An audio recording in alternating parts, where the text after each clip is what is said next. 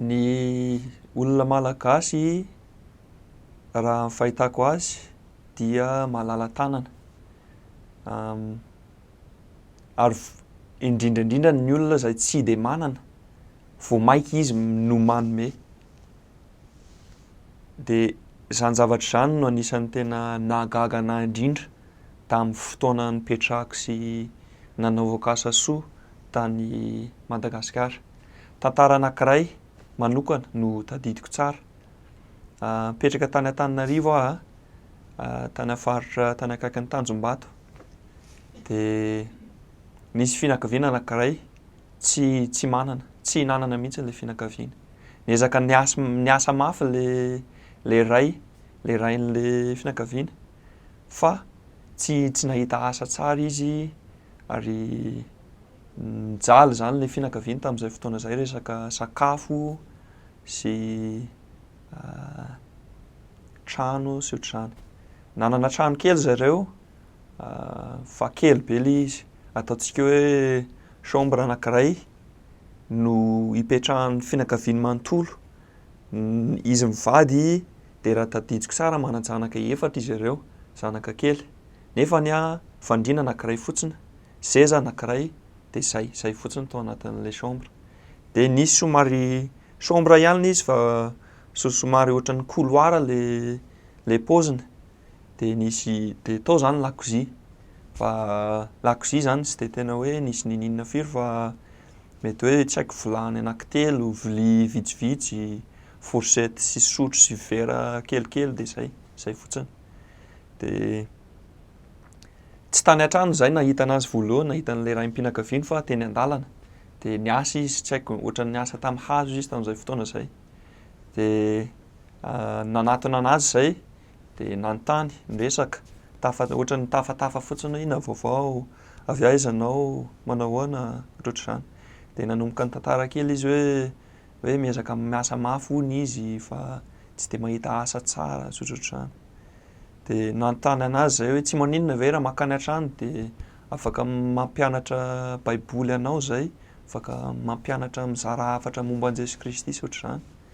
De nanaiky izy de nandeha tany an-tranony de raha vao tonga tany avy orana be de hitanay fa ny trano teo aloha le lakozia couloir nazavaiko teo aloha iny nirodana ny tafo tao ambonin'iny efitrano iny de satria noho ny orana angambany sy ny rivotra.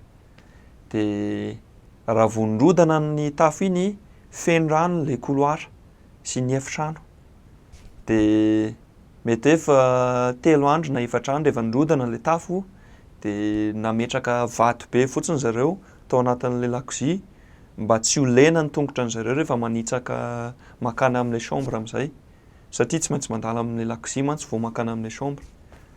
De feno rano zany le lakozia, tsy de afaka ampiasaina intsony, moa tafo simba de iny zany le zavatra hitako voalohany vao tonga tany an-trano zareo.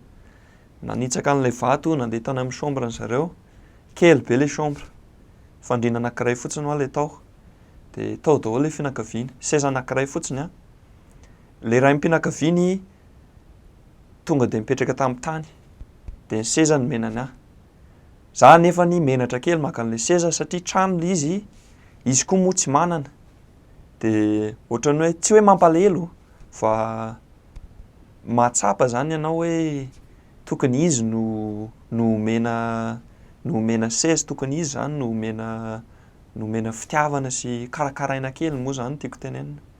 Fa avy hatrany tonga de nomena anay le seza de mipetraka daholo zany le raim-pianakaviana sy renim-pianakaviana sy ny zanaka kely efatra tao amin'ny tany daholo de izahay mipetraka tamin'ny seza de ny zavatra voalohany nanontaniana hoe naona ve nareo ozy izy.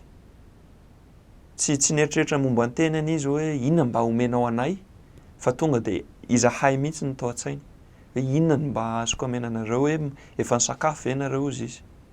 De tonga de nandaza hoe tsy maninona izay efa avy nisakafo, misaotra betsaka, tsara be fa efa voky fa misaotra.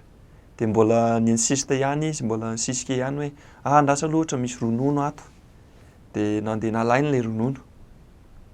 De kelikely nomena anay fa hitako hoe lany daholo le izy. De azafady hozy izy fa tia kely sisy ity fotsiny no anananay de nomenanay daholo. Zany hoe zany a lakosia tsisy nininona, tsisy vary, tsisy hoe ay ity vary atao rapitso, tsisy fa rapitso vao mitady sakafo hohanina androany. De nefany a zavatra rehetra nananana no tonga de nomenanay. Zany ronono kely zany a ataontsika hoe fananany rehetra an'ity fianakaviana ity tamin'izay fotoana zay nefa tonga de nomenanay. De tamin'izany fotoana zany mbola tao an-tranony a hitako hoe malala-tanana be le izy, gentil be zany le izy. Nefana mbola tsy de tena tonga saina be hoe tena manan-danja. Fa rehefa tonga rehefa vita zany le fampianarana de nandeha nody tany an-tranonay de tany vao tena nanomboka nieritreritra zavatra nataon'le raim-pianakaviana de latsaka indray ny ranomasoko. Tsy hoe tsy azoko a, fa mahagaga le izy, tsy mampino le izy hoe zavatra rehetra, fananany rehetra nomeny anay. Tsy nisalasala mihitsy izy, tsy nieritreritra izy hoe mba inona no tokony hamenao anay fa ny anazy tonga de nomeny. De zay ny hitako hoe amin'ny olona malagasy malala-tanana, indrindra ny olona zay tsy de manana vao maika manome.